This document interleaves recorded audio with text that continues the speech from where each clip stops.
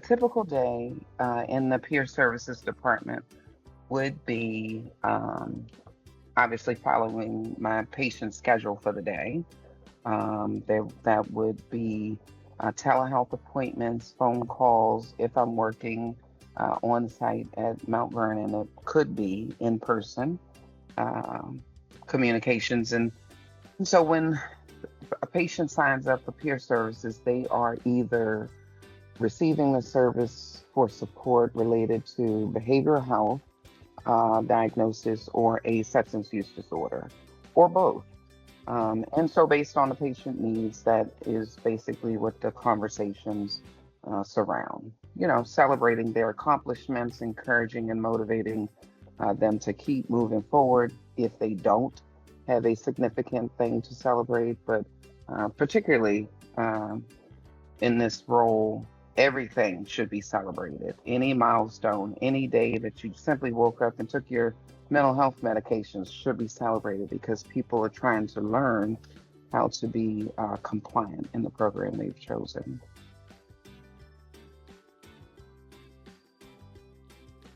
We provide services in a community where overdose rates are through the roof, and it's not discriminating. Everyone can and is affected by it. And so, what that gives us the opportunity to do is basically to put Narcan kits in the hands of folks in the community. That could include our patients. We reach out to other community organizations, provide Narcan training, provide them with kits, and just provide educational resources that would help them get a better understanding on how to help the community with Narcan kits. Narcan is a medication used to reverse the adverse effects of opioids. And so in the Narcan kits, we also have fentanyl test strips and xylazine test strips. Particularly fentanyl test strips, so many illicit drugs, not only opiates, have been found to be laced with fentanyl. And so that unfortunately has been attributing to the overdose rates in the city and beyond the city. So having Narcan on the streets and in the hands of folks in the community hopefully can start to eradicate some of that overdose.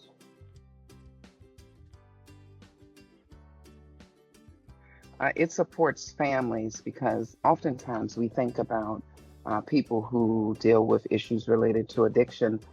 We think about the individual, but we don't always consider those who love and support that individual and who are adversely affected by their behavior, their issues related to addiction. And so I think it's important to put Narcan kits wherever we can get them because we never know when someone's going to visit a family member, let's say. Now, we know that this particular relative has been dealing with this issue for a long time. And, it's very unpredictable. Nobody wants to, be having dinner with the family on Easter Sunday and someone in the family comes to the dinner and, they're dealing with issues related to opioid addiction, and they could in fact overdose right there at the dining room table. And what would that family do? Okay, so imagine having just some random individual who's a part of that family. Maybe they have heard of Chase Brexton, they receive services here. It could just be medical services. We want to get Narcan kits in the hands of everyone because we never know when they would be able to support someone who might succumb to an overdose. So peer support provides endorsements in various areas, and one of the areas that they do provide the certification in is supporting families. I actually hold that certification, and so what that would look like is someone wanting to um, learn how to manage dealing with their loved one or family member who is currently receiving behavioral health services. And now, again, that could be strictly mental health or related to addiction. And so, just providing them some psychoeducation to get a better understanding as to what their loved one may be dealing with. Um, you know, um, it's not uncommon that individuals who don't have issues related to addiction would think those who do have issues related to addiction are just doing it just because, well, they can stop. They don't have to use drugs. Well, that's not necessarily the case. So when we can educate the family or the loved ones and supporters of the individual who is receiving services for those issues, we could potentially anticipate a better outcome for not only the individual, but the family.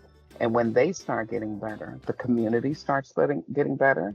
And ultimately, the world can start getting better. I know that's a bit of a far reach, but I'm just that optimistic that I could meet with someone, provide them support, who could then go back and teach their family and support their family in a more supportive and loving way.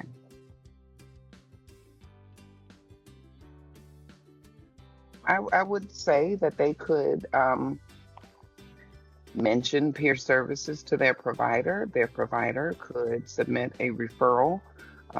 Their provider could also reach out to me and ask me to have a conversation with the individual to provide them some more details as to, in fact, what peer services really are. Um, no 2 days are the same. One day this week, I met with a lady for the second time, trying to help her sign up for Medicare. Um, One day, I took someone clothes. I mean, it's all about meeting the individual where they are and helping them with what they say they need support with.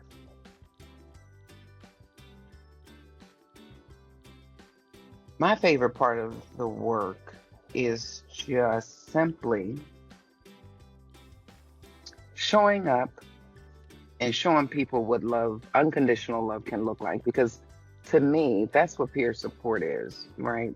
We have so much going on in the world right now that expresses hatred and separation and division, right? So for me, the ability to just show up with love being the intention and just providing them with whatever they need. I remember when I knew I needed some help, but I didn't know how to communicate, in fact, the help that I needed. So to be able to show up, meet with a person, and anticipate their needs, because we know that sometimes asking for help is a very challenging thing. That's the best part for me. Just being present, showing people that recovery and wellness is a living and tangible piece of life that, everyone can achieve. It might be uncomfortable.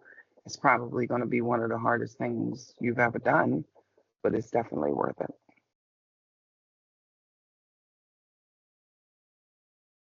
If they're already receiving behavioral health support, or even if they're not, they can call our main number, um, get in contact with the behavioral health department. That would initiate a referral process, and we can get them scheduled.